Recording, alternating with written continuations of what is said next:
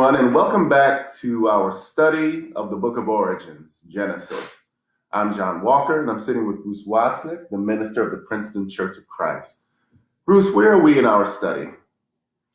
We're at a very interesting part of the book of Genesis. We've been studying the son of Isaac, Jacob, a fascinating character study where we see a young man that's called Jacob, which means the deceiver or one who grabs the foot to trip up someone else or to get ahead. He was a young man that thought using all his own skills and scheming, he could succeed at life. So he stole the birthright from his brother Esau. Then he deceived his father and took Esau's blessing as well. But of course, when you're a master manipulator, you don't realize that eventually that's going to catch up with you. And so Esau said, my father appears in ill health, and if he dies here shortly, I'm going to kill Jacob as soon as this is over for what he's done. His mother finds out about it, tells him, you got to get out of town. So this Jacob, who liked to hang around the home, really much of a home person, homebody, was forced to go out on his own, to travel far, far away to meet the distant relatives of Rebekah, not knowing what would happen and if he'd ever come back. And for the first time in his life, he encounters God at a place he calls Bethel, house of God. And there God confronts him and says, you know, I am that God you've heard of, the God of Abraham and the God of Isaac. And now I want to be your God too. And I promise to be with you and bring you safely back to this place. And we see the first vestiges of faith in the person of Jacob. It's a very iffy faith. And this is the way a lot of people start out. They're not people of faith. They realize that parents and others believe in God, but as yet they're not really a committed person to one way or another. So Jacob says, well, if you take care of me, and if you bring me back, and if all the ifs are satisfied, then you can be my God. And so a lot of times we start out negotiating with God. If God blesses us and takes care of us, then he can be our God. And so that's what Jacob went out on, a prayer and a hope that God would take care of him. He journeys and meets his relatives. Laban, who is his mother's brother, ends up being quite a manipulative person himself, and Jacob learns what it's like to be on the short end of the stick, what it's like to be the one who's taken advantage of, and is forced to work hard 20 years for his wives, children, and for the God has blessed him with. And then he recognizes things are changing. He's so prosperous that Laban is angry and his other sons with him. So he makes the great escape and dashes off. But Laban pursues him, and we ended the last chapter. Laban's coming after him with some men and intends, no doubt, to punish him, maybe even kill him, and take all his daughters and the grandchildren and all the goods and sheep back with him. But God intervenes and tells Laban not to mess with Jacob. And so they make a treaty. And so this chapter, as now Jacob is free to go back home again, and he is a blessed man. And he is beginning to recognize how blessed he is because he's lived his whole life in the shadow of fear. You know, the fear his brother's going to kill him, the fear he won't have blessings, the fear that he might die in the open trial, the fear of what his relatives would do to him if he would ever be a free man, if he'd ever go home. And so we pick up that journey in chapter 32 of the book of Genesis. Jacob also went on his way, and the angels of God met him. When Jacob saw them, he said, "This is the camp of God." So he named that place Mahanaim. Jacob sent messengers ahead of him to his brother Esau in the land of Seir, the country of Edom. He instructed them, "This is what you are to say to my lord Esau. Your servant Jacob says, I have been staying with Laban and have remained there till now. I have cattle and donkeys, sheep and goats, male and female servants. Now I'm sending this message to my Lord that I may find favor in your eyes. When the messengers returned to Jacob, they said, we went to your brother Esau, and now he is coming to meet you, and 400 men are with him.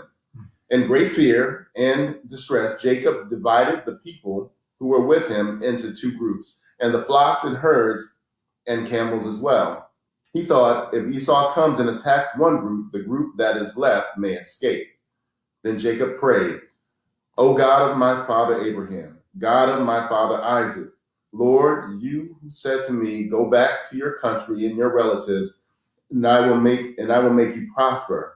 I am unworthy of all the kindness and faithfulness which you have shown your servant. I had only my staff when I crossed this Jordan, but now I have become two camps. Save me, I pray, from the hand of my brother Esau, for I am afraid he will come and attack me, and also the mothers with their children. But you have said, I will surely make you prosper, and will make your descendants like the sand of the sea, which cannot be counted.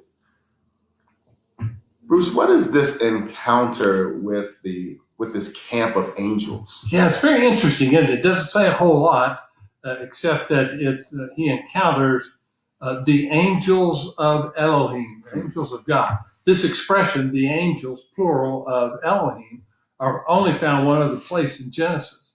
And that's back when Jacob was leaving the land, and at Bethel, in a dream, he saw the angels of the Lord ascending and descending a stairway to heaven, and then encounters God, and that's where God promises to make him the rightful heir of all the promises to Isaac and to Abraham. But then this time he encounters them, but they're not going up and down a stairway to heaven. They are a camp. And I think this expression can mean a lot of things, but in this context, as it's used elsewhere in the Old Testament, this probably refers to a military camp. So all of a sudden, he comes across these angels he's seen before, he recognizes them, and now they're camped out in a military configuration.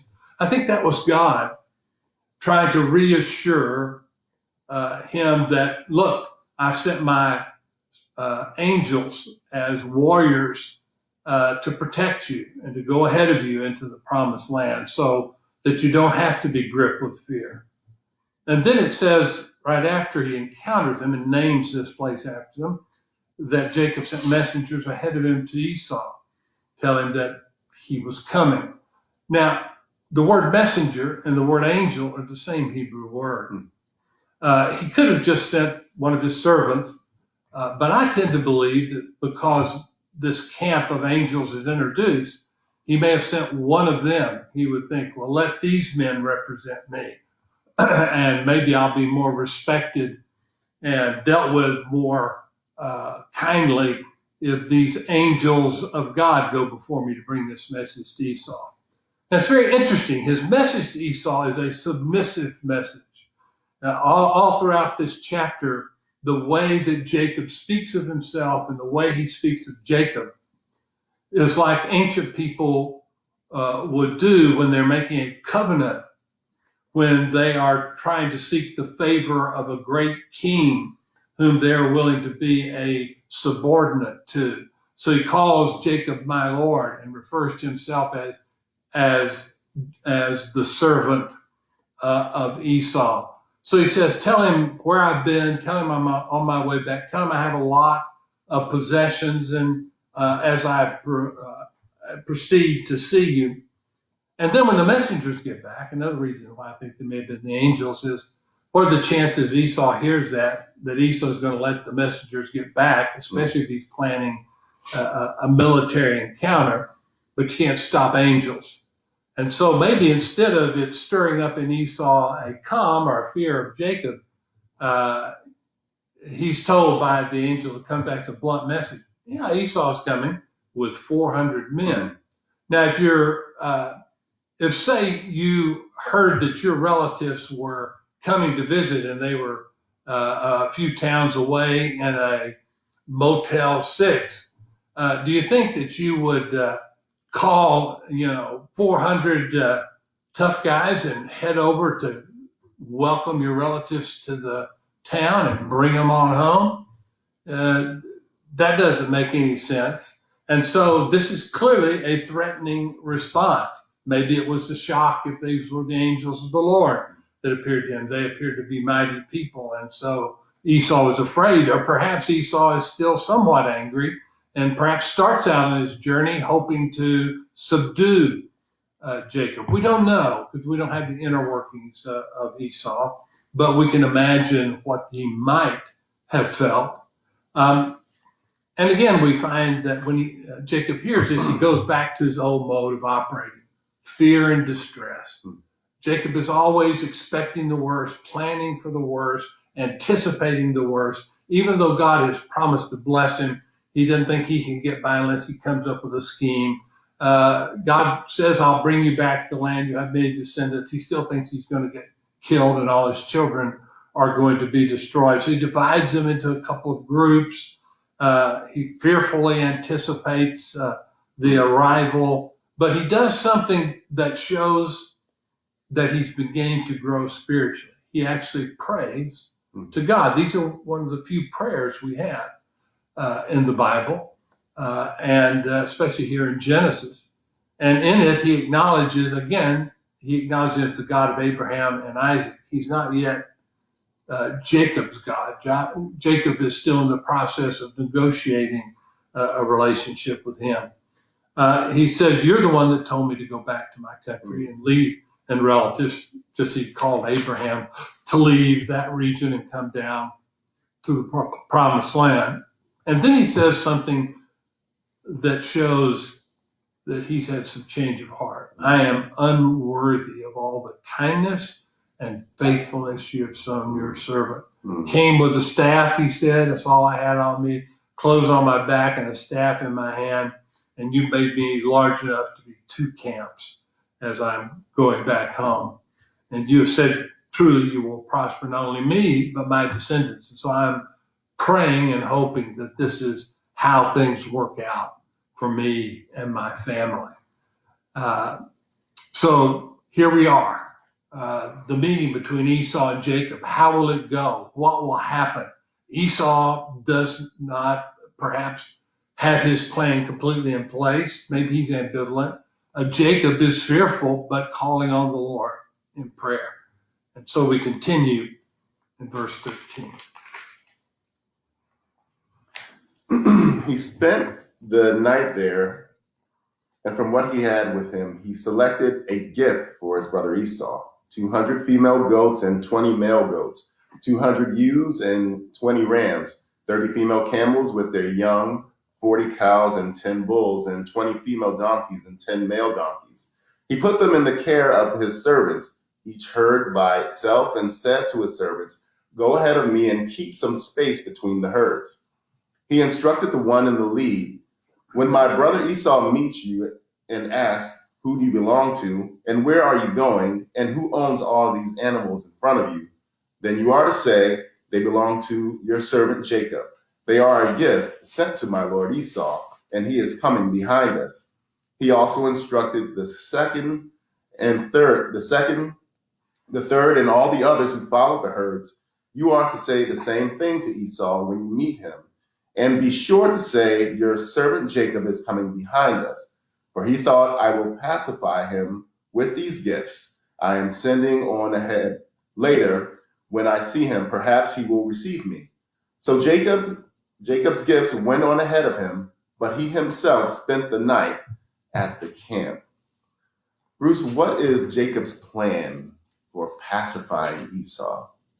Well, it's interesting. This words in Hebrew for gifts, and then the word pacifies is translated in the NIV, are words that are related to the later sacrificial system in which people bought animal gifts to give to God, and where they sought a reconciliation with God and a right relationship. And this word having to do with pacify means an atonement So again, in this case, of course, it's not making a sacrifice to God. It's making a sacrifice of these things and gifts and seeking atonement for his sins and to pacify the anger of Esau. And, Jacob's a clever man. He says, what I'll do is send some of my servants and they'll have some of the animals and they'll Esau say, well, who are you? Where are you coming from? What's this all about? And he says, this is how you say, it's your servant Jacob that my Lord is sending this as a gift to you. And he's coming right behind. And then he'd go a little further and there'd be another group of animals as a gift to him and another and another. And so again, he's hoping that repetitively receiving and eventually having such an abundance of gifts to him, there's a sense in which Jacob is saying, I stole your birthright and blessing, and now I am giving you restitution for my sin so that we can be right with each other. And so Jacob sends his gifts. Jacob hopes for the best, and now he must wait in anticipation for the encounter that continues in verse 22.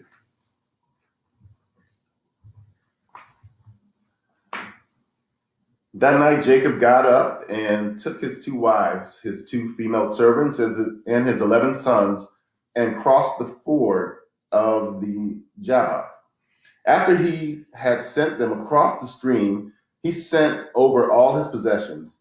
So Jacob was left alone, and a man wrestled with him till daybreak. When the man saw that he could not overpower him, he touched the socket of Jacob's hip, so that his hip was wrenched as he wrestled with the man. Then the man said, let me go, for it is daybreak. But Jacob replied, I will not let you go unless you bless me. The man asked him, what is your name? Jacob, he answered. Then the man said, your name will no longer be Jacob, but Israel, because you have struggled with God and with humans and have overcome. Jacob said, please tell me your name. But he replied, why do you ask my name? Then he blessed him there. So Jacob called the place Peniel, saying, it is because I saw God face to face, and yet my life was spared. The sun rose above him as he passed Peniel, and he was limping because of his hip. Therefore, to this day, the Israelites do not eat the tendon attached to the socket of the hip, because the socket of Jacob's hip was touched near the tendon. Who is this man that wrestles with Jacob all night? Really, it's a mysterious situation. Again, put yourself in Jacob's shoes, or so is a sandal. He's fearful. He's going to encounter Esau. He doesn't know whether Esau is going to come at night, a night attack, or come in the day.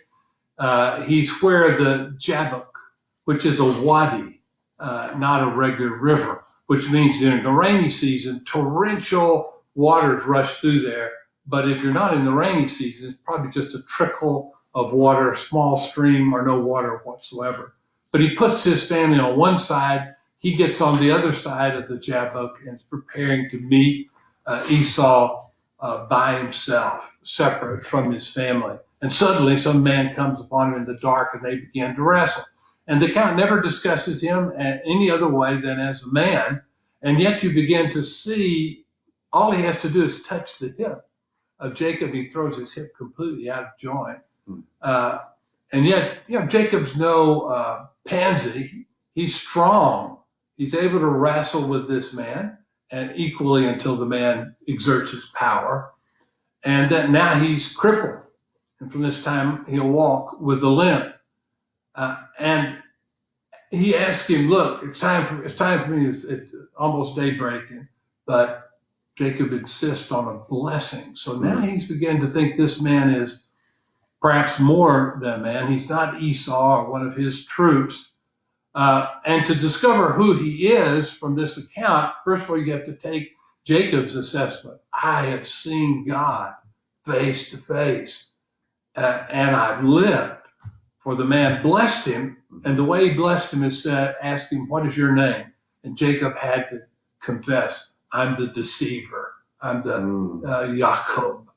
And then he says, from now on, because you're a changed man, we're going to change your name.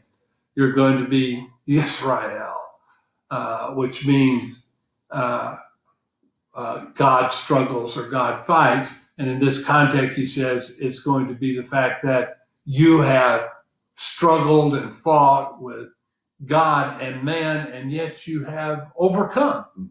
You've become a person of character. You've developed. You're no longer just the Jacob, the deceiver, operating all on your own, thinking it's just you against the world. But now you've acknowledged God, and now I'm acknowledging that you're at a change point. And I'm going to change your name so that you realize I'm on your side. Now, it's interesting to get a full understanding of this. You have to go to the book of Hosea, the prophet. And in Hosea chapter 12, he tells us a little bit more insight into this incident. Verse 3, in the womb he grasped his brother's heel as a man. He struggled with God. He struggled with the angel and overcame him. He wept and begged for his favor. He found him at Bethel and talked with him there. The Lord God Almighty, the Lord is his name. So there it says he wrestled with an angel. Now, again, that should be something new to us. Already we found that angels appear in human form, appear just to be men. As, for example, the three men appeared to Abraham, and he invites them in for a meal. And two of them go on to Sodom and Gomorrah, and one stands, who's the angel of the Lord, and speaks for God in first person singular. And so perhaps this was the angel of the Lord that he was wrestling with, and who gave him a blessing and changed his name. So without that passage, we wouldn't know for sure that the prophets in the Bible understood this man to also be an angel, a representative, a messenger of God. And so here we find him after a long night. Imagine you're getting ready for an encounter that could be a struggle for your life and for your family's life, and you spend the entire night before in a wrestling match with somebody that broke into your house, and you're limping the next day as you leave. You're not exactly in shape to fight men that want to threaten your family.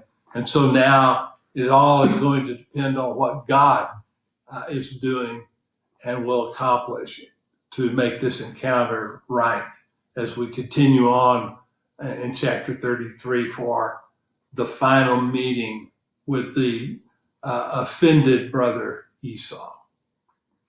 Jacob looked up, and there was Esau coming with his 400 men. So he divided the children among Leah, Rachel, and the two female servants. He put the female servants and their children in front, Leah and her children next, and Rachel and Joseph in the rear.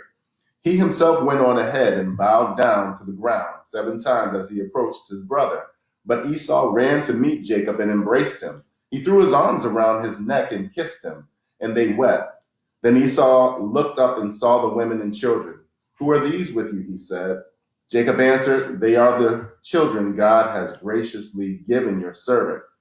Then the female servants and their children approached and bowed down. Next, Leah and her children came and bowed down. Last of all came Joseph and Rachel, and they too bowed down. Esau asked, what's the meaning of all these flocks and herds I met? To find favor in your eyes, my lord, he said. But Esau said, I already have plenty. My brother, keep what you have for yourself. No, please, said Jacob, if I have found favor in your eyes, accept these gifts from me. For to see your face is like seeing the face of God. Now that you have received me favorably, please accept the present that was brought to you. For God has been gracious to me, and I have all I need. And because Jacob insisted, Esau accepted.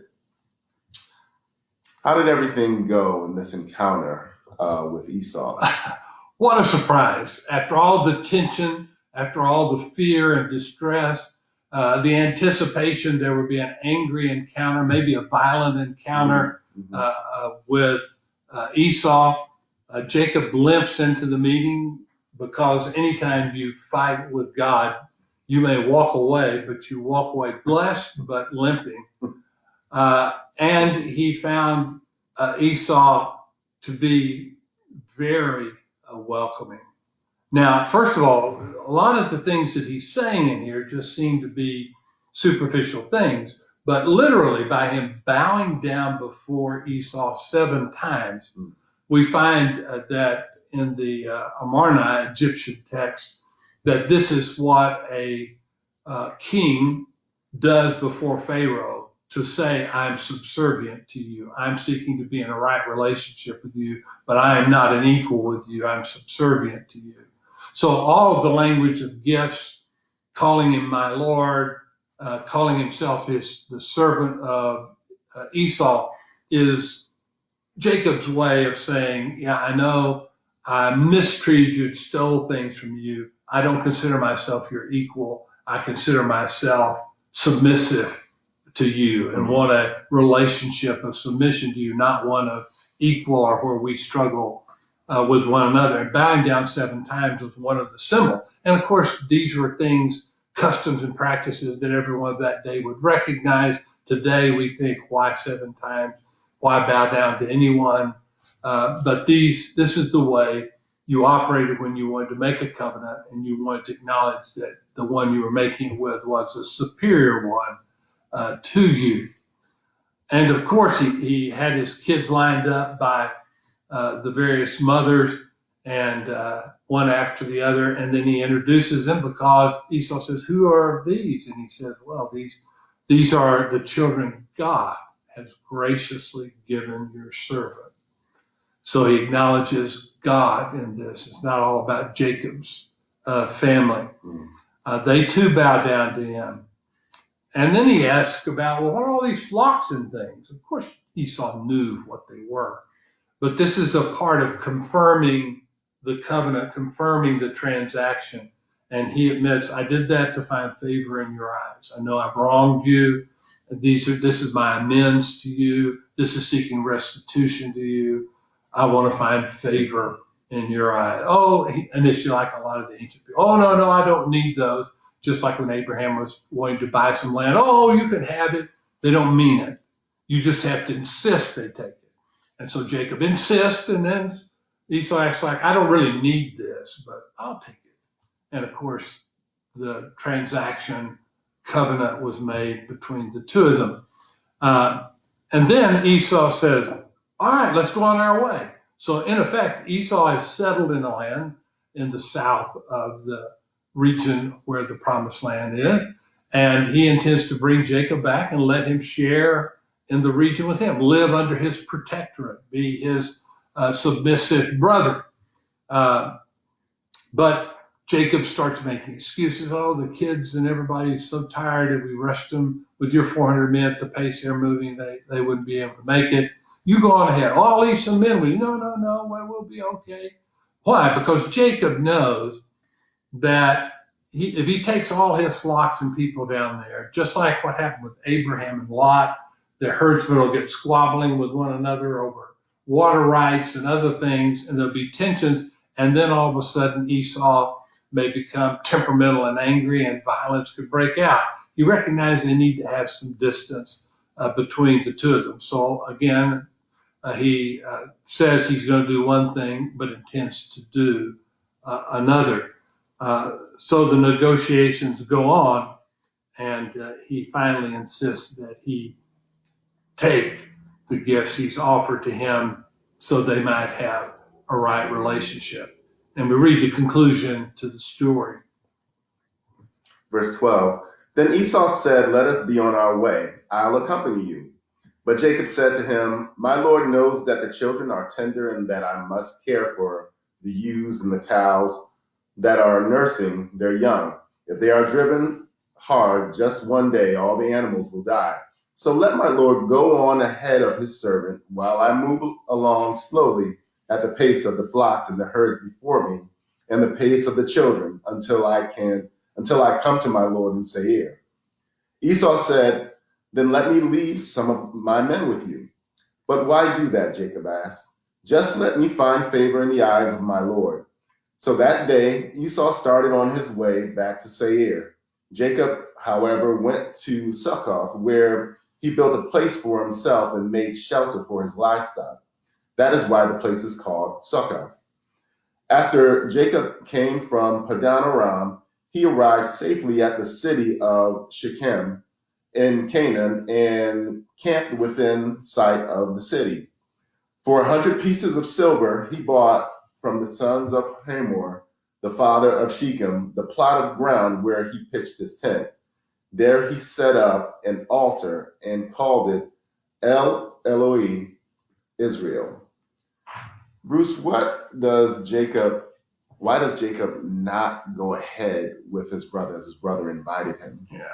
So just using some good wisdom and common sense, as we alluded to earlier, recognizing only trouble could probably ensue if they lived too close together. Mm-hmm. So he bids his brother farewell. We'll see you in a little while. His brother heads directly south, and Jacob goes west. He's east of the Jordan River, east of the Promised Land. So he travels partway there, Succoth. Then he crosses over into the Promised Land and chooses to settle at the city of Shechem. Now, Shechem's an interesting place because it's located on all the major routes of travel and trade that go through Palestine, both east and west and north and south. It's located in a pass, a narrow pass between the mountains of Mount Gerizim and Mount Ebal. There is the small city, and it appears to be a relatively small but probably affluent city because it's on the trade route. And so we see that, again, instead of going south, he goes almost due west and crosses into the Promised Land. So he finally gets back home, the land that's promised to him by God and to his descendants. He sets up an altar there to call on the Lord, and he names the place El Elohi Israel, which means El is the God of Israel. So now finally he's saying, you're not just the God of Abraham, not just the God of Jacob. You are the new Jacob, the Israel, the newly named man. You are my God as well. And I'm back in the land that you promised to give to me and my descendants. And we notice something unusual. That is, earlier when they bought land, Abraham bought a plot so there could be a place to bury his family. There's no mention of that here, but perhaps there was a place on the land where they could be buried, it appears. But the interesting thing is that he, for a fairly reasonable amount of money, not too much money, buys some land to settle on. So there's a sense in which it appears that Jacob has decided, I'm back in the land, here's a nice place to live, I'm going to begin to settle down. Now, of course, if you settle down, you're going to have to establish relationships with your neighbors. You're not just a passing herdsman just temporarily here. When you buy land, you're settling down to some extent. And so would that have been a good idea for Jacob and his sons to settle there at Shechem? Well, we're going to discover why it's not a good idea to do so as we continue our study next week, but we'll save that for then. But now we've seen Jacob go from Mr. Deceiver, self-made man, I'll do it on my own, to one who acknowledges that God is faithful, an undeserved faithfulness and kindness towards him has blessed him, and that God has kept his word. Therefore, he acknowledges God as his God. So we're having if you will, almost a conversion, a confession of the name of God. Now, to kind of give us a sense of a feel for where we are and how it relates to the New Testament, remember that wonderful encounter with the woman at the well in John chapter 4? I'd like for us to read some verses from that speak to what we're here seeing Jacob beginning to settle down in the promised land. Beginning at verse 4, Now he had to go through Samaria. So he came to a town in Samaria called Sychar, near the plot of ground Jacob had given to his son Joseph. Jacob's well was there, and Jesus, tired as he was from the journey, sat down by the well. It was about noon. When a Samaritan woman came to draw water, Jacob said to her, "Will you give me a drink?" Or Jesus said to her, "Will you give me a drink?" His disciples had gone into the town to buy food. The Samaritan woman said to him, "You are a Jew, and I am a Samaritan woman. How can you ask me for a drink?" For Jews did not associate with Samaritans. Jesus answered her, "If you knew the gift of God and who it is that asks you for a drink, you would have asked him, and he would have given you living water." "Sir," the woman said, "you have nothing to draw with, and the well is deep. Where can you get this living water? Are you greater than our father Jacob, who gave us the well and drank from it himself, as did also his sons and his livestock?" So here, Jacob comes into the New Testament. Here's a well that Jacob has done in the same region of Shechem, where he watered his flocks. And remember, water was the essential thing for people to survive in that area. They need to live near a spring. That's where most of the towns were. And they needed to have wells where they could draw water up so they could water their herds, have water for themselves. So think of how crucial water is. Well, what if your water system in your town suddenly went down? Well, we could, of course, go to the grocery store and buy bottled water. But in their day, you had running water by you. That was called living water, by a stream, a spring that constantly flowed, a river. And there was only, very few rivers there, the big one, the Jordan. But you either had that or you had less than vital, living, moving water. You had kind of well water, cistern water to sustain you. And so Jesus has his chance encounter with the Samaritan woman, in which he's going to lead her into thinking about a right relationship with God. She's caught up in her own situation in life, a little skeptical of Jesus. You think you're bigger and better than Jacob? You're going to give us suddenly, we don't have to depend on well water or cistern water. We're going to suddenly have, a river flowing nearby or something that's never happened. And Jesus said, yes. He said, I can be the source of living water. If you knew who it was whom you speak to, you would not only not refuse me to drink, you would ask for me for something better. And of course, Jesus, as he used the expression living water, I think was referring to the life of the Spirit that he would give to those who were his followers. And so we as people today have our spiritual journey just like Jacob. A lot of us start like him. Our parents, other people have faith in God. Different people believe different things. We don't really get into it too much. We go along with the program, but we're not really committed to it. And sometimes we have to go through a struggle with God and man, just like Jacob, before we discover what's true, before we allow God to be our God. And only then, once we do that, are we ready to move on to a deeper, more meaningful relationship with God and to a better quality of life that God intends for us. And today, it's the living water, the Spirit of God that God is offering to us to embrace him as we repent of the way we've lived selfishly and foolishly, to embrace the living rock, the living water, Jesus Christ. Amen. And I pray that that will be a reality for you. Well, Bruce, thank you for your continued guidance in this lesson as we learned a bit about Jacob. And thank you all for joining us in our study of the book of Origins, Genesis. Let us go to God in prayer. Dear God, we're so grateful that you are a God that is merciful. And Father, in the midst of our flaws, you give us opportunity to build our trust and faith in you. And Father, you help us in building our character. And like Jacob, we pray we make it to a place where we acknowledge you as God, the God of the new creature that we are. Father, I pray that you be with us, guide us, and protect us. In Christ's name, amen. Amen. Goodbye, everyone.